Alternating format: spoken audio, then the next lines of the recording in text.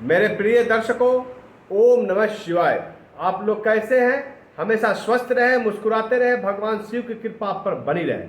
आज हम बात करने वाले हैं तुला राशि के सभी जातकों का, उनका आगे आने वाला 4 महीना सितंबर से लेकर दिसंबर 2025 कैसा रहने वाला है।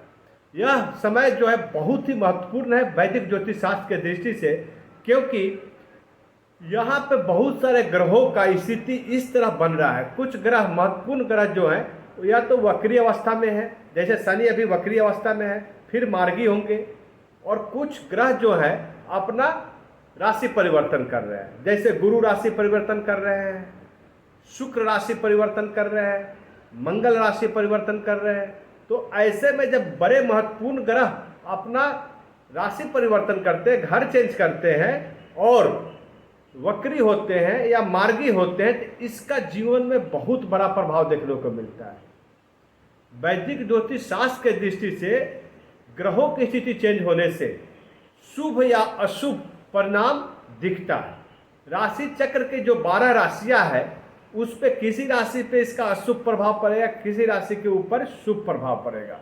तो आज हम बात करने वाले हैं तुला राशि के सभी जातकों के लिए, क्योंकि धैर्य ही मनुष्य को एक सबल पक्ष होता है और यही व्यक्ति को महान बनाता है। तुला राशि बहुत दिनों से, आप यूं कहे कि पूरे साल धैर्य के साथ कठोर मेहनत करते आए हुए, उनको अपने कर्म का और भाग का दोनों का फल मिलने का समय आ चुका है। यह समय जो है सफलताओं का होने वाला है। कैसे होगा, इसकी चर्चा आपको मैं करता हूं। आप अपने बीते समय से लेकर आगे आने वाले समय को, दोनों समय को आप कंपैरिजन करें, तुलना करें, और मेरा जो प्रेडिक्शंस होगा यह चंद्र राशि पर आधारित होगा। वैदिक ज्योतिष शास्त्र से कैलकुलेटेड है और यहाँ पर जो भी आपको भविष्यवाणी होने वाला है वो आपके जीवन में महाभविष्यवाणी साबित होगा। आप नोट कर लेना। मैं आपको बिल्कुल ही प्रैक्टिकल ग्रहों की स्थिति से होने वाले शुभ अशुभ दोनों परिणामों को बताऊंगा और क्या सावधानी बरतना चाहिए उसको बताऊंगा, और वीडियो के लास्ट में मैं वह अचूक उपाय भी बताऊंगा जिसे करने से ग्रहों के अशुभ प्रभाव से बचा जा सकता है।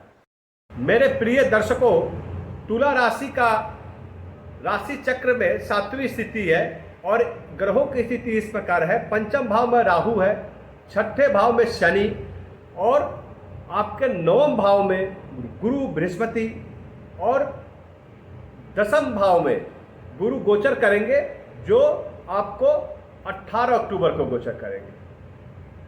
आपके 11 भाव में केतु और 12 भाव में बुध विराजमान है। तो ग्रहों की स्थिति इस प्रकार बनी हुई है।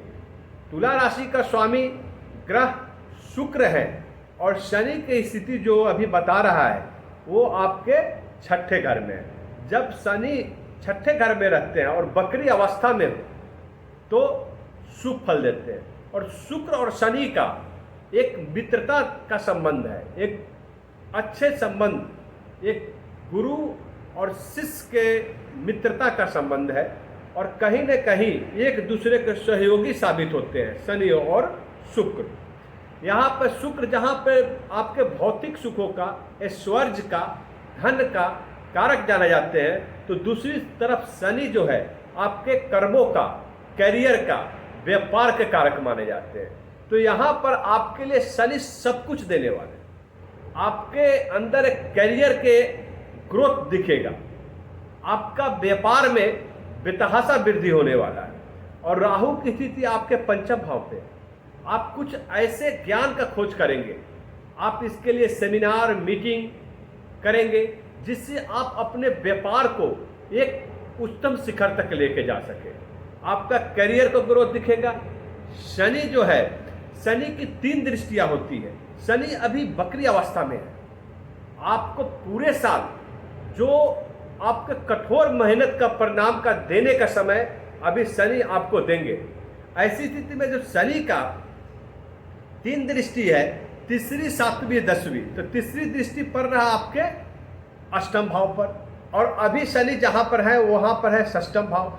6वें भाव है शत्रु को, रोग का, ऋण का, मुकदमा का, और यहाँ पे शनि आपके लिए बहुत ही उच्च स्थिति में शुभ परिणाम देने के लिए तैयार है।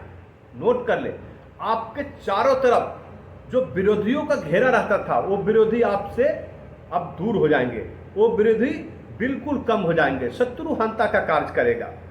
शरीर आपका जो छुपा हुआ रोग था वो समाप्त होगा, आपको व्याधियों का नाश होगा, आप अपने आप को पहले से बेहतर स्वस्थ महसूस करेंगे। आपके अंदर शारीरिक मानसिक एक एकाग्रता संतुलन दिखने को मिलेगा।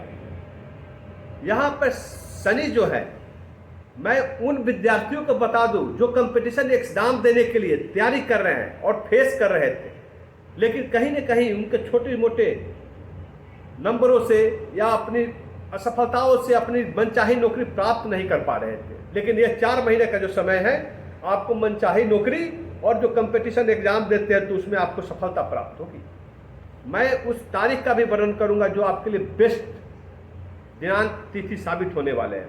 लेकिन अभी पहले मैं बात कर रहा हूं आपको शनि ग्रह की जो क्या क्या लेके आपके लिए आए हुए। ना आपके ऊपर 7.5 का असर है, ना आपके ऊपर ढैया चल रहा है, आपके लिए बहुत ही शुभ परिणाम देने वाले हैं। शनि यहाँ पर, शनि की तीसरी दृष्टि जो पड़ रही है वो आपके अष्टम भाव पे पड़ रही है।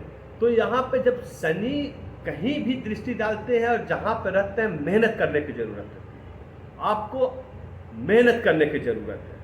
विदेशों में भी आपका परचम फहराएगा, विदेशों में भी आप सफलता प्राप्त करेंगे। वहाँ पर आपको, यदि कोई विद्यार्थी है, कोई एग्जाम देना चाह रहे हैं और जो नौकरी पेशा है, विदेशों में रोजगार कर रहे हैं, उनके लिए बहुत ही उत्तम समय हो। यह नोट करें आप अपने आप से मिलाना, यह 4 महीने आपके जीवन में सब कुछ देने वाला है। शनि की जो आपकी दूसरी दृष्टि जो पड़ेगी, 7वीं दृष्टि जो है आपके विदेश के घर में पड़ रहा है। तो मैं आपको पहले ही बताया कि विदेशों में आपका डंका बजेगा। जो विदेश जाना चाह रहे हैं, रोजगार के सिलसिले में हो, नौकरी के सिलसिले में हो, तो कर दे। यह बहुत ही शुभ दिन है, बहुत ही अच्छा है।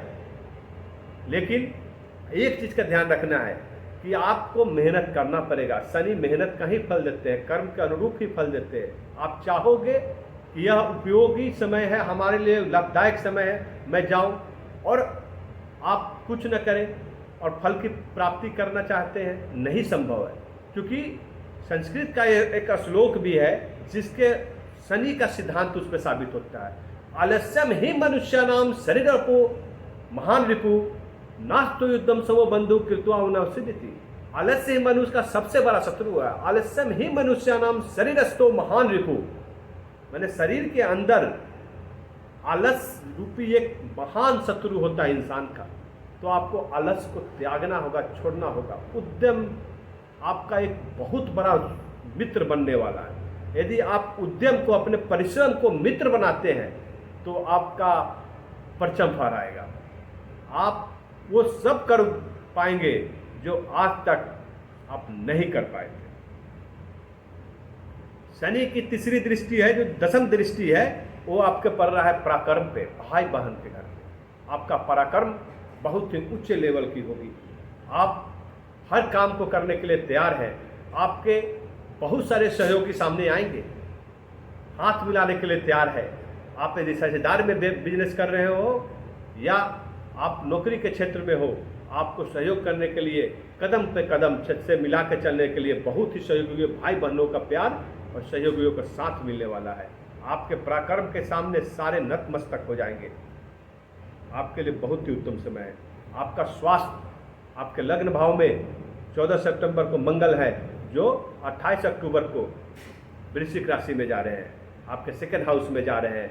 ऐसी स्थिति में आपकी वाणी जो होगी बहुत ही पवित्र हो जाएगी, मधुर हो जाएगी, क्योंकि मंगल और गुरु की दृष्टि बहुत ही पवित्र दृष्टि होती है।